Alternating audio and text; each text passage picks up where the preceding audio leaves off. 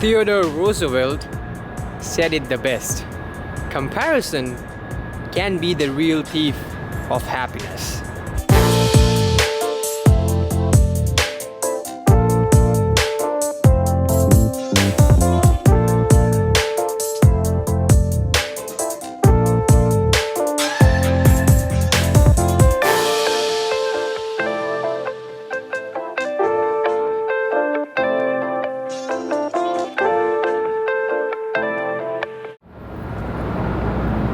Sorry to interrupt you guys, but do you guys hear it? Seriously, do you guys hear it? What I'm hearing? That's right. Get the bell on, folks. Get the bell on. Alright, back to the B-roll.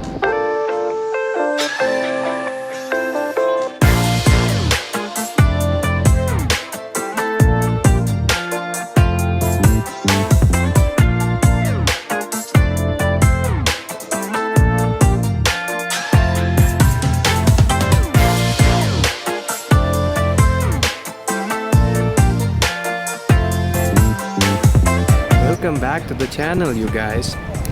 Thank you for taking out time and watching my videos and showing so much love. Today's video is gonna be a bit different than the usual ones. I'm gonna be diving deep into the 7 different ways of how you can stop comparing yourself with others, given by Jay Shetty. How you can stop comparing your behind the scenes to other people's highlight reel. So let's just jump into it. So people who are wondering, who is Jay Shetty? Who is this guy? I've never heard of him. Ladies and gentlemen, Jay Shetty is a monk turned into a billionaire. He was a monk for 3 years. He has more than 4 billion views, 20 million followers on all of his social media platforms. He was in the Forbes 30 under 30 list, and he set out on a mission to make wisdom go viral. Train the mind and energy to focus it exactly where you want it and when you want it to be. You are completely detached and undeterred. Jay Shetty has a podcast that goes by the name On Purpose, and the link to that podcast will be in the description. It's available on YouTube, Spotify, and iTunes. Do listen to it, it's really eye-opening. But in one of his episodes, he talks about how comparison can be the real thief of your happiness. Just don't mind my phone. I forgot to put it in silent, I'm sorry. And mind you guys, comparison is not because of social media. It has been there since the day we were born. I remember the days when I used to compare myself with the person who had the sickest and the best looking pen in the class. That's how it used to go down in India. The person who had the best pen in class was given more attention as compared to the others. He or she was given the most priority in class, not by the teachers but by the students. I don't know why. And to all my Indian friends, they would resemble to the same thing. So it's not that social media is the major cause of comparison, but it is one of the causes of comparison. And I kind of see what Jay Shetty is trying to project to his audience. So without any further ado, point number 1. The first one. This is probably the most important one that I can recommend for you to do, and that's why I'm starting with it. This one is called Define What Success and Happiness Mean to You.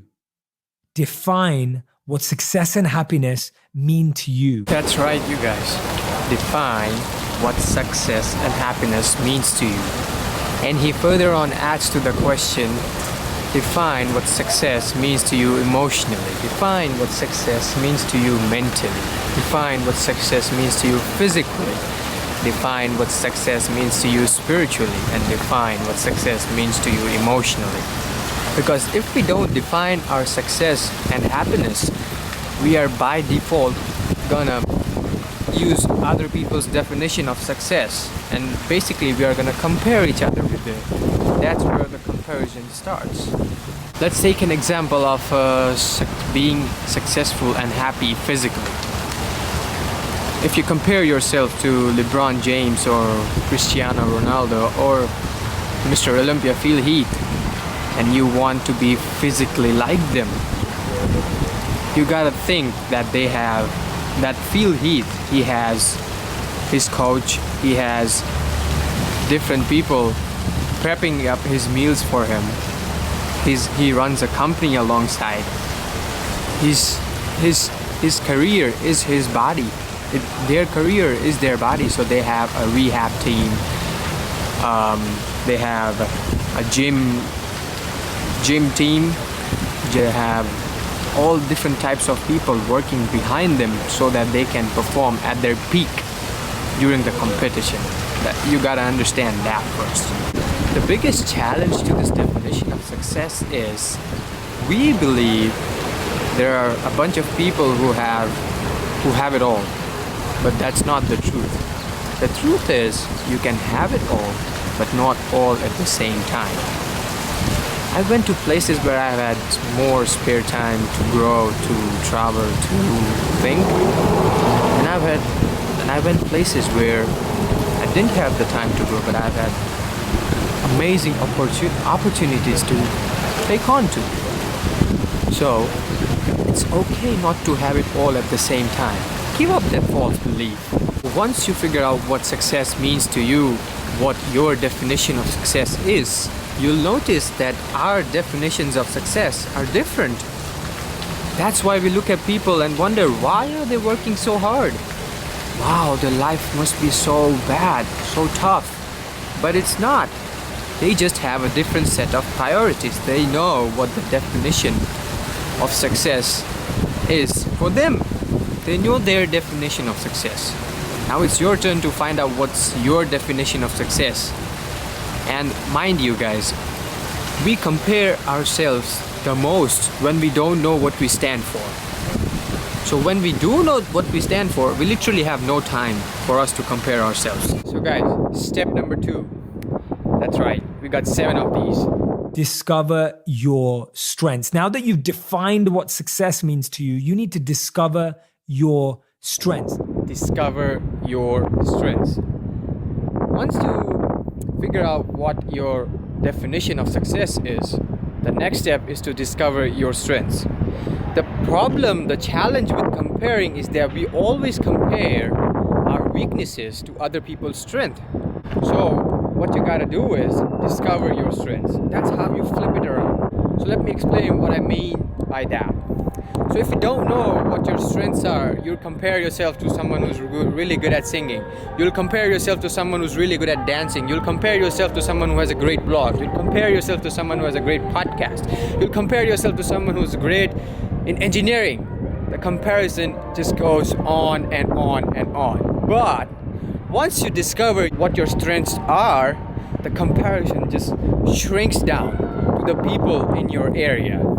It's like laser focusing on a target and destroying it rather than just shooting in all directions. So now that focusing and discovering is very important, when Albert Einstein failed at a French exam, imagine he focused only on his language skills. He might have never transformed physics. J.K. Rowling, when she discovered she is not a well-organized person, just imagine she just focused on becoming a well-organized person, she might have never made Harry Potter. And lastly, Dennis Rodman. Imagine if he just worked on his weakness of throwing 3 throws, he might have never become a 7-time NBA rebounding champion. Just see how these people that we know of are known for their strengths and they only play for their strengths. So how to find your strengths, how to discover your strengths. One of my favorite exercises to do that is by asking people whom you know well and who know you well that what is the best version of yourself? What do they think is the best version of yourself? Once you get done with it, start looking out for patterns, start looking out for a common theme. It doesn't matter how many people you ask, the more the merrier. All you gotta need is a bunch of people from whom you work with a bunch of people from your family and a bunch of people from your friends. Just ask them what's the best version of yourself and start looking out for patterns. Once you find out the patterns, those are your strengths, and start working on them. That's the way to go. And that's how I'm discovering my strengths. Step number 3, and this is called study people's pain. Have really deep conversations with people. And once you do that, you would realize social media is just not real. Once you do have deep conversations with the people you look up to, you would realize that they didn't have it easy. It's our belief that makes us think that some of the people had it easy and they didn't have to work hard for it, which is completely false.